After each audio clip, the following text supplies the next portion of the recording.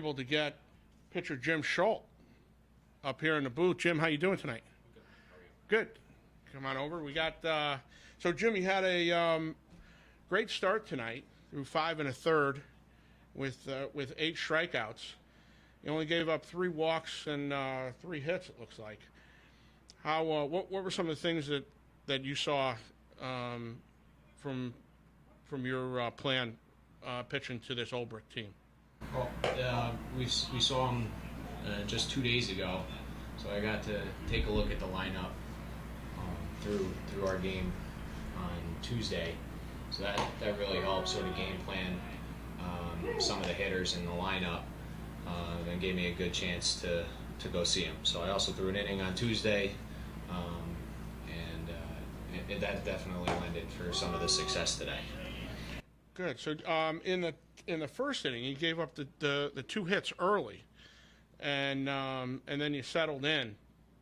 One of the things that Olbrich had struggled with is runners in scoring position and getting some runs across in some of their games. They have 5 losses that are 1-run games. Was that a concern of yours early in the game in wanting to prevent them from getting an early lead on you guys?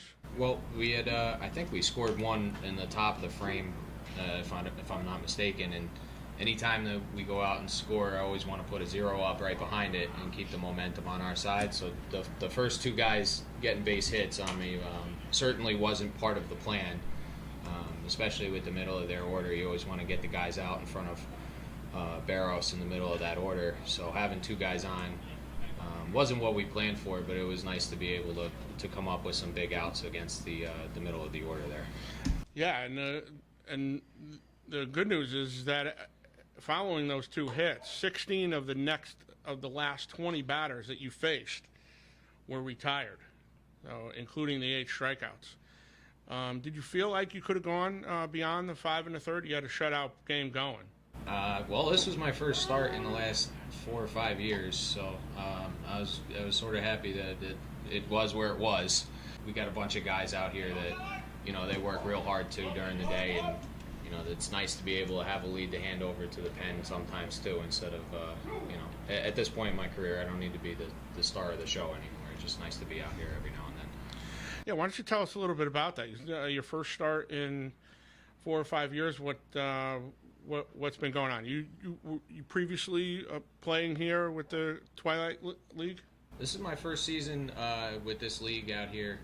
So after college, I played a couple of years of independent ball and a year overseas in Australia, and that was a great experience. At the end of my career, I had Tommy John in 2013, and after that, I was just sort of disappointed a little bit out of baseball for a while. And then a buddy of mine back in New York asked me to play when I was living there. So I played in a men's league over there, the HVNABA.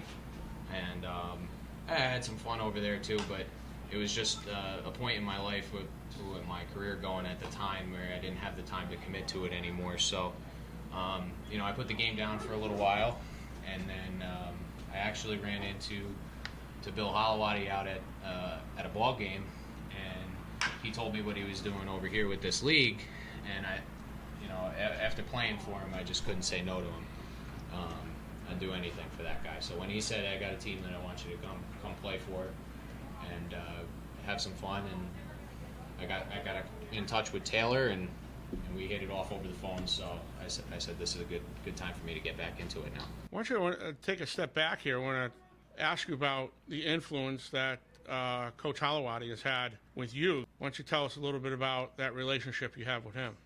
I played for Bill between 2008 and 2011 at Eastern, and he was definitely one of the biggest motivators, and certainly the best motivator that I have ever had the privilege of getting to know and talk with and learn from. And anytime that he had something to say, the ears were open, I was listening, always trying to get better. And he's a tough guy and a guy that you got to respect out there.